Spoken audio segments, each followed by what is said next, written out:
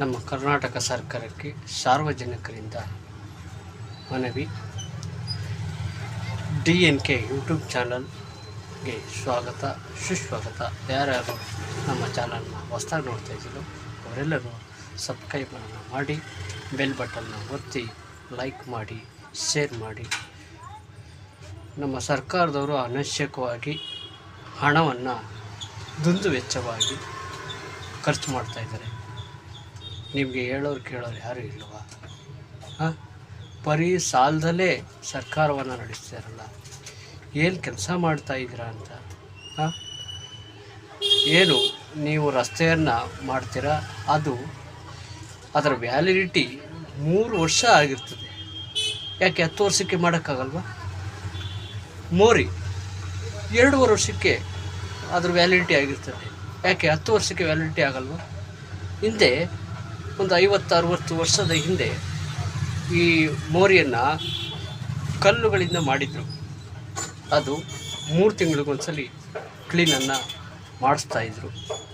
ಯಾವುದೇ ರೀತಿಯ ಕಾಂಕ್ರೀಟ್ ಇರಲಿಲ್ಲ, ಯಾವುದೇ ರೀತಿ ಮಣ್ಣು ಸಹ ಕೊರೀತಿರಲಿಲ್ಲ, ಅಷ್ಟು ಖರ್ಚು ಸಹ ಆಗ್ತಿರಲಿಲ್ಲ. ಇವಾಗ ಯಾಕೆ ಆ ಕಲ್ಲೆಲ್ಲ ತೆಗೆದುಬಿಟ್ಟು ಕಾಂಕ್ರೀಟನ್ನು ಮಾಡ್ತಾಯಿದ್ದೀರಾ? ನೀವು ದುಡ್ಡು ಮಾಡೋಕ್ಕೆ ಅದನ್ನು ಮಾಡ್ತಾಯಿದ್ದೀರಾ.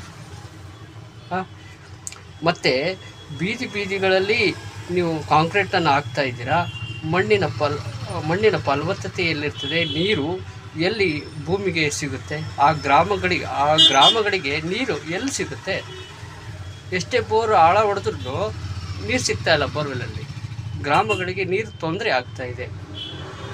ಆದ್ದರಿಂದ ದಯಮಾಡಿ ಈ ಕಾಂಕ್ರೀಟ್ ರೋಡು ದಯವಿಟ್ಟು ಇದನ್ನು ನೀವು ಹಣ ಮಾಡೋಕ್ಕೋಸ್ಕರ ಈ ಕಾಂಕ್ರೀಟ್ ರೋಡನ್ನು ಮಾಡೋಕ್ಕೆ ಹೋಗ್ಬಿಡಿ.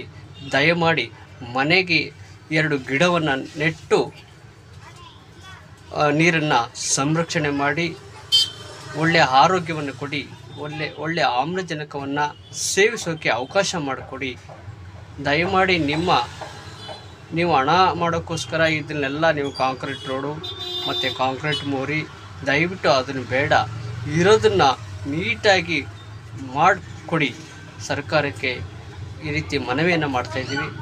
ದಯಮಾಡಿ ಮನೆ ಮುಂದೆ ಗಿಡ ನೆಡೋಕ್ಕೆ ಅವಕಾಶ ಮಾಡಿಕೊಡಿ. ಯಾವುದೇ ರೀತಿ ಕಾಂಕ್ರೀಟ್ ರೋಡ್ ಬೇಡ. ಮೇನ್ ರೋಡ್ಗಳು ಮಾಡಿ, ಮೇನ್ ರೋಡಲ್ಲಿ ಕಾಂಕ್ರೀಟನ್ನು ಹಾಕಿ, ಡಾಮರನ್ನು ಹಾಕಿ, ಅಲ್ಲಿ ಬೇಡ ಅಂತ ಹೇಳಲ್ಲ. ಅದರಲ್ಲೂ ಸಹ ಅಲ್ಲಿ ಸೈಡಲ್ಲಿ ಗಿಡಗಳನ್ನು ನೆಡೋಕ್ಕೆ ಅವಕಾಶ ಮಾಡಿಕೊಡಿ. ಮತ್ತು ಅದಕ್ಕೆ ನೀರು ವ್ಯವಸ್ಥೆಯನ್ನು ಮಾಡಿಕೊಡಿ. ದಯಮಾಡಿ ಇವಾಗ ನೀರು ಸಿಗ್ತಾಯಿಲ್ಲ.